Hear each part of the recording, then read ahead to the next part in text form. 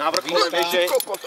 Momentálne čas 14 hodín 15 minút. Výperová výprava bola úspešná, už len zladiť. A pán Hreus, mohli by ste nám povedať, čo ste týmto počinom vlastne chceli odkázať svetu? Odkazujem všetkým ľuďom, nie je dôležité žiť, ale dosiahnuť vrchol. Ďakujem za hlbokú myšlienku. Nazveme to slovenská skupina na veži Nameless v masíve Trango. Čo čakáš, 20 let to vysí? Každý bude ho, ne? Holí na vrchole. Ja som konečne vyvrcholil, boha po 4 dňoch. Vidíš ho? Čo to je? Dáme to vrcholom. Máš ich tu? Čo je to vysí? Čo? Nemáš to zač, keď sa to dal.